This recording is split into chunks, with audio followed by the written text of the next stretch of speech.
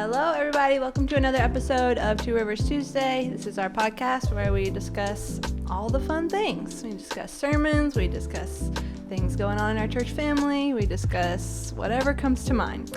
And this morning we are going to be talking about Advent. But before we get into all of that, John is looking for something in his Bible. I was trying to find Micah. Gosh, It's so hard to find. It is hard to find. There's a lot of books that are hard to find, but I think Hebrews for me is the hardest to find. Oh, really? Yeah. Oh, man. No, not even close. It's long. It's before James, like Hebrews, James. Like, it's so easy to remember that. I don't know why. It's those minor prophets. Yeah, well, those are impossible to find. Okay. That's a different category, altogether. You were Yes. just talking about difficult. Yes. Okay. All right, you're looking for Micah. Is that for a point you're going to bring up later on? Well, just in case we wanted to talk about the Bible, I had something Just loaded in up case, yes. All right, before we jump into that, let's highlight Sunday. What happened on Sunday? Worship Together Sunday. Mm-hmm. Man, that was, I know those Sundays can be very chaotic and loud, and just, you never know what you're going to get, like a box of chocolates. And yet Sunday felt so worshipful, at least from my vantage point. Now, I'm on the very front row. And so I'm probably as far away from the chaos, but it was really worshipful. The way we watched all those families dedicate those children and just really talking about how precious they are, that they are gifts, and just what an honor and what a responsibility that we have as parents, but also as a church family. Yes. To come alongside those families. And then the baptisms, so sweet. Again, being on the front row, like the closer you sit, it's just a great seat on those mornings because you just get to watch these precious moments. Not the little angel figurines, but My mom still has those. Oh man. But those moments with a father and a child, or a mother and a child, or a significant person in someone's life, and that person that's in the baptismal, and just the powerful symbol that it is. And I thought Nick and Isaac did a great job setting up both of those things, the child dedications and the baptisms, and it was just really worshipful. Worship team did a great job. I just really enjoyed being with everybody on Sunday. Yes, yeah. I think it was probably one of my favorite Worship Together Sundays we've ever had. Just every moment of it was so full of life, so full of joy. Yeah, it was just so great. I love how Nick set that child dedication up and challenged us and called us to be modeling for these children what a life worthy of the gospel looks like. Yeah. Oh, that was such a great point. And then Isaac did a great job sharing the gospel with the baptisms and talking about the picture these people are painting. But yeah, when Logan Fugate got baptized, I was wanting to just curl up in a ball and sob and sob and sob. It was just so beautiful and so powerful. My heart was so encouraged seeing that. That was beautiful. Yeah. And just so raw, and there was emotion there by the man, Al, who was baptizing him, and which is just that's a powerful picture of just the responsibility that he felt and how he's been praying for Logan, and just the emotion there, and how real this is, and then just him calling out to where Doc was in the crowd, and these different people that have played a role in someone's faith journey. It's powerful, and it's a real privilege, and we should all long for that. Yes. To be a part of that. Yes. Yeah. We definitely want more of that, and that alone was an answer to prayers we've been praying of longing and asking the Lord to give us more adult baptisms, and he keeps answering that prayer, and it's just such a gift to get to witness that, and such a gift when you get to play a role in that. So yeah, we want more of that. How many popcorns did you see get dropped on the floor? Well, I didn't see any actually get dropped on the floor, but I did come back later on Sunday afternoon with my blower on the outside of the under the awning there, and blow all that off. That was so fun. Yeah. I mean, just I there was one kid I saw, and I was like, which toppings did you get? And I looked in and I was like, oh, all of them. Yes, absolutely. Mostly topping, mostly candy, a little bit of popcorn thrown in there. Yes. Yeah. The like portion of popcorn that my children had like should have fed our entire family. Oh yeah. Yes, well, much. What does a gummy worm and popcorn taste like together in your mouth? I just don't feel like that's a great thing, but it's so appealing to the children. Yes. My middle daughter spilled her popcorn, I think 3 times. Okay. Yeah. Yeah. And each time she picked it all up and put it back in and then continued to eat it. And then like littlest was around her, like just eating off the floor. So that was great. Well, those floors are real clean. Absolutely. Yeah. All right. Before we get into the sermon, let's talk about birthday party for Jesus. It's coming up. It is coming up on Saturday. If you're listening to this, we're recording this on December, the 2nd on Tuesday. And so on Saturday, we have a really fun party planned to celebrate the birth of Jesus, and that's for preschoolers and their families. And I think there's going to be a petting zoo, there's going to be inflatables, there's going to be crafts, there's going to be fun snacks and a story time. Should be a fun little morning, and it's a great opportunity for you to come and have an experience centered around Jesus during this Christmas season, to do that as a family, but also to invite other friends who have preschoolers and invite them to come along and experience it with you. Yeah, this is a great opportunity for impact. Like, this is such an easy, good invite to neighbors, friends, family. And this is something your kids will remember for forever. Like, I feel like this kind of thing is the type of thing that my girls will talk about for years. It like literally creates core memories for them because they're experiencing something special, and it's hands-on, and it's so great. So definitely make sure you're there on Saturday. All right, Advent has started. We are on day 2 of Advent, or day 2.5. Depends on if you count Sunday. It's kind of confusing. Yeah. But it has started. What does Advent mean? Why do we do this? Tell us a little bit about it. Well, Advent means arrival or coming. And it ends up being a season of both celebrating an arrival, the arrival of Jesus, but also waiting for an arrival of Jesus again. And so it ends up being a season of waiting and expectation, but it's also a season of celebrating. So yeah, when you say the word Advent, like the advent of something means the coming of something, the arrival of something. So 2004, the advent of the smartphone, right? The iPhone, I guess I should say. Yeah. So, yeah. Yes. So when people say you're practicing Advent, or do you do Advent, what does that typically mean for someone to like participate? How do you participate in Advent? That's a good question. I think that what it does is, so it's like, how do you participate in Christmas? Yeah. You know, it's kind of like, well, you do all the Christmas movies and you listen to the Christmas music and you have the Christmas decorations and you exchange Christmas gifts, and that's how you like participate in Christmas, right? And just sort of the holiday that it is. Advent is, I would say, just a more spiritual way maybe to look at this Christmas season, to look at it as not just kind of like a day, kind of Christmas day or a celebration or a gathering, but kind of a season where you are thinking about the coming of Jesus, where you are preparing your heart to celebrate his birth. What would you add to that? I think of it as like purposefully entering into the angst and the waiting and the longing that people felt before Jesus was born, so that on Christmas Day I can like celebrate the reality that he did come as a baby with a fuller heart. I will never forget one Christmas Eve, probably like, I don't know, 7 or 8 years ago. It was like candlelight service. It's like I'm there, it's Christmas basically, and I'm like trying to celebrate this, but my heart was just really like cold or distracted or just like not ready to fully enjoy the reality of Christmas. And it was because I hadn't like fully entered into Advent or like been intentional with preparing my heart to celebrate Christmas. And I just remember being like, I have been caught flat-footed. And I just remember this like invitation and deep conviction to like never do that again. Because I wasn't able to fully rejoice and fully feel the weight of Christmas. And so I since then have tried to really purposefully prepare my heart to love and celebrate and fully feel the joy of Christmas. And so doing like an Advent devotional and just like spending time thinking about how much people longed for Jesus to come, how desperately we needed him to come.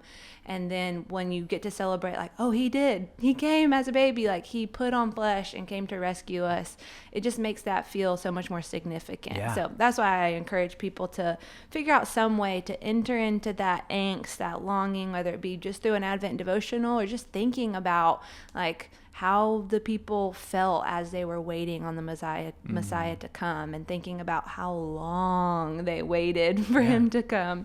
And then that also like helps prepare our hearts for just every day waiting for Jesus to come back. Like there's a connection between those two periods of waiting. And I think this season really helps me eagerly anticipate his second coming, eagerly anticipate his second coming. And Hebrews talks about how Jesus is coming for those who are eagerly waiting for him. And so there's this idea of like, if you're eagerly waiting for him, that's how you know he's coming for you, because you're longing for him to come back again.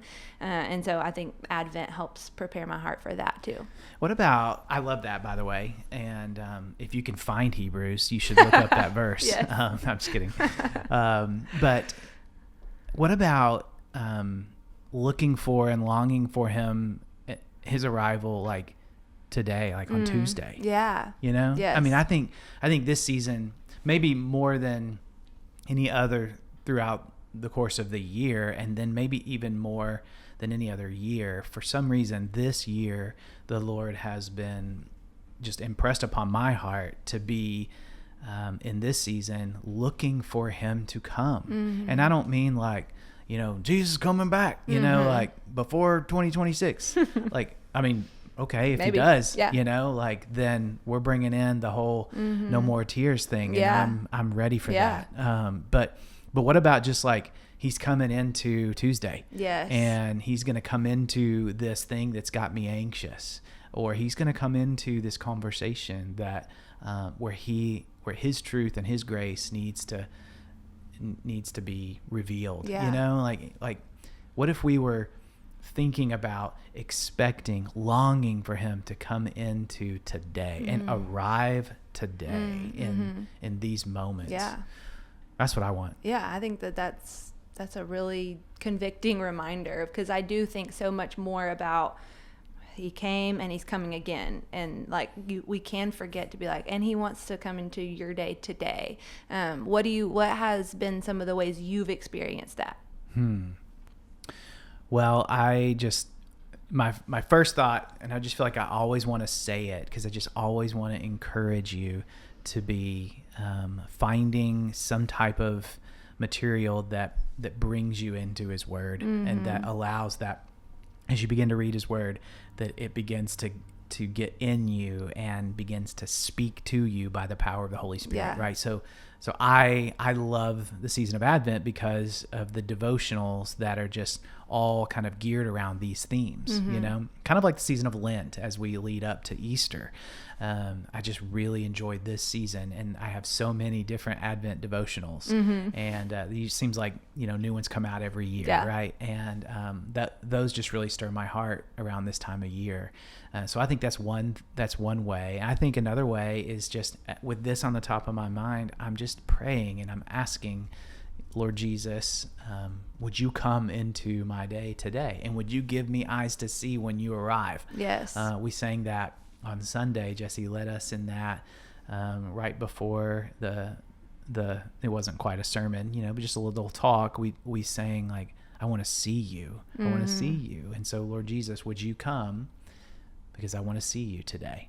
So stopping periodically to ask for him to do that is a way to kind of like to increase my expectation that he will. And I think that's the heart of what you were getting at on Sunday, is like we want Jesus to surprise us in unexpected ways this Christmas, and that will happen when we're like looking for it. So I think a huge part of what we were wanting to invite our church family into is like look for Jesus in this season, right? We're so tempted to have our eyes and our expectations on so many other things, right? Like I could list 1 billion things right now that are going to tempt us to be distracted in this season, that we're going to be like having our expectations on, our focus on, our heart will be tempted to be drawn into all those other things. Like this season is kind of hard in that manner, because it's just a bombardment of other things to distract you. Yes. And so it can be so easy to be so distracted by those things that we forget to be looking for all the ways Jesus wants to meet us. And I think the most like one of the most generous ways he meets us is in his word. And when we're like intentionally wanting to spend time with him, like what you're saying, like he came as a baby, he put on flesh, and he met us, he drew near to us, and he wants to continue to draw near to you every morning when you open your word, when you open the Bible, every morning when you just come to him in prayer and seek him. I think in those times, let's be asking him like, surprise me today, and I'm going to be looking for it. I'm going to be looking for how you're going to draw near today, how you're going to show up today. And it's often going to be in ways that we didn't expect, because that's how God works. And why do you think God works in unexpected ways? Like, why does he often do the things we would have never seen coming?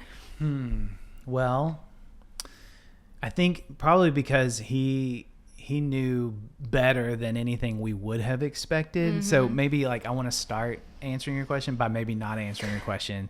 But the first thing that comes to my mind is just that I wonder if sometimes we think God works in unexpected ways because we're pretty bad at expecting much from God.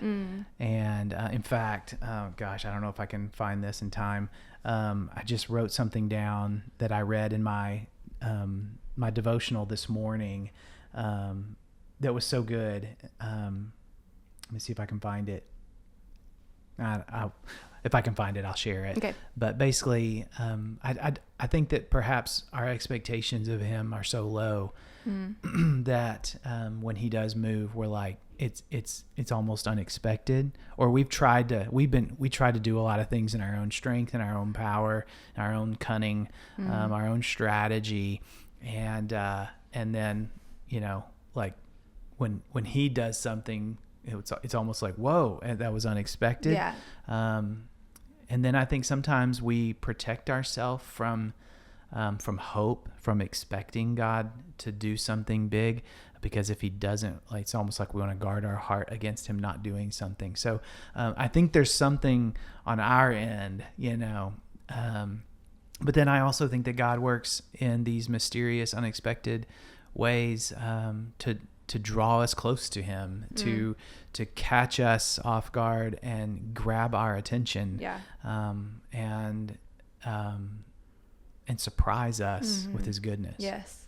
Yeah, I think it often is very humbling to me when God works in unexpected ways. And I think that's one of the reasons he does work in unexpected ways, is to give us no ground to think we had anything to do with it, and I think that purposefully like shows his power and humbles us to be like, oh, that is not at all how I expected God to work. That's not how I would have done it. And that was just so outside of the box. And I think that just shows his power. It humbles us to be like, oh yeah, and that's why I'm not God and he is, because he knows better. And I think that over and over again, I've just been really humbled by that, of like, oh, he is God and I am not. I'm really glad it didn't go how I would have done it, or it didn't meet my expectations. Yes. It didn't meet my expectations, and there's like a level of disappointment sometimes, but it's always better. It's always for my joy and for my good and for his glory.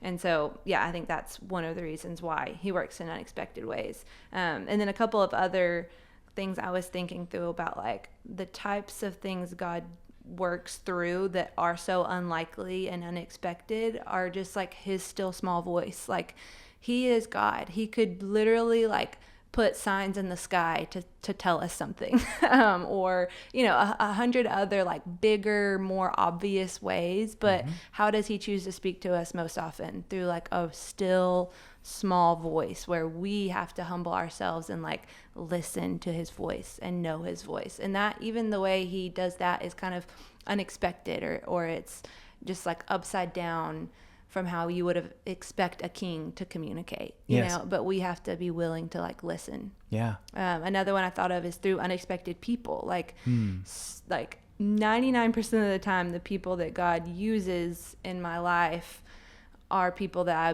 didn't expect, or like you wouldn't, maybe they don't like have the charisma or like the wow factor or like the woo or, you know, whatever, but God uses them in such beautiful ways, and sometimes that can be unexpected. What are some other ways you feel like God does things in ways that you're like, that is not how I would do it, or that's not what we would typically expect? If you don't have an answer, you can just tell me what you found in your journal. Maybe I was having a hard time thinking about that because I was thinking about what I found in my journal. Yes. This was from Paul David Tripp's devotional that we gave out. We gave a bunch of them out on Sunday. It's called Everyday Gospel. Yeah. It's from the Everyday Gospel for Christmas. And today's devotional said, so much of our fear, discouragement, anxiety, and worry is the result of underestimating what God is willing and able to do.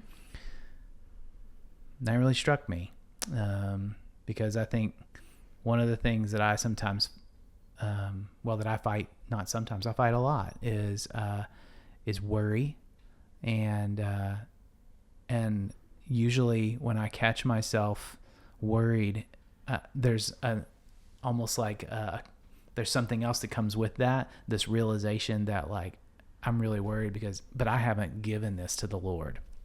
And I just liked the way he said, you know, underestimating what God is willing and able to do. And I wonder if maybe that's how some of us feel. We underestimate just what God is willing to do in your life today. Yeah. Or in this circumstance, or in this situation that you find yourself in. And again, what we underestimate for maybe because we just have these faulty views of God that have been planted in our minds, like he's, you know, he would probably do more, you know, if he liked you better, you know, like if you did more for him, then maybe he would be willing to do more for you, which just like, gosh, I just feel like we need to remember the gospel right there, that Jesus already did it all for us. And so we can come running to him, you know, and trust him like he's a good father that knows what we need and knows what is best. And he is willing. Yes. If it's what he knows is best for you, right? The Lord is my shepherd, I shall not want. The sheep lack no good thing. The sheep lack nothing that the shepherd thinks is good for them. We've talked about that a lot at Two Rivers. So that really struck me this morning, and it led me actually from my devotional time to about an hour later when I had an anxious child not wanting to get up and keep going to get ready for school. It prompted me to just stop right there and pray with her and believe with her and encourage her to believe that God is willing and able to meet her in her funk and her anxiety about the day and to change it. Yes. Yeah. I think that is a beautiful picture of what the gift of faith can look like. Isn't faith listed as a spiritual gift? Yes. And I think sometimes it can be like, what does that mean or whatever? But I think it's just those moments where God has given you faith to believe he can do something, where like you are expecting God to be God, and you have been given the gift and the grace in that moment to believe he can be God and he is God. And then to like lend that faith to someone and like minister to someone because you're able to see that and believe it. Yeah. And so I think, what if that was like how we all operated this Advent season? Is like where we believe God is able, and and willing, and Yeah. he can like just blow our minds. And what if we had the faith to believe that and then ministered to people through that? Because there's so many people who are hurting this time of year, who are believing that this will just be another painful Christmas, that God won't meet them, that their longings will be disappointed, that fill in the blank. Yeah. And if we are a people who like have the faith to trust that God can meet people and he can like arrive again into those moments, then that's how we can minister to people in this season. Will you read that quote one more time? Yeah. So much of our fear, discouragement, anxiety, and worry is the result of underestimating what God is willing and able to do. Yeah. What do you think are some of the things people are tempted to fear heading into Christmas or heading into this season?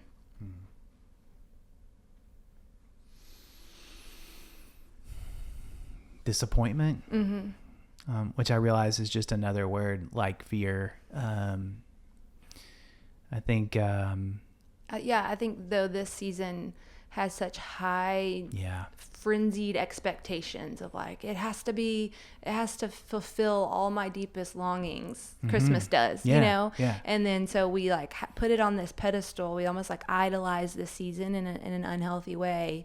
And then we fear like, oh, it's going to let me down. It won't meet all my expectations. Yeah. And that's we can fear that feeling of, you know. Yeah. I think there's a fear of loneliness that can come in this season, a fear of grief, just that like, because grief never makes an appointment. It just shows up unexpected and starts banging on the door and comes on in, and then we have to face it. And so there's a kind of just an on edgeness about when is grief going to strike.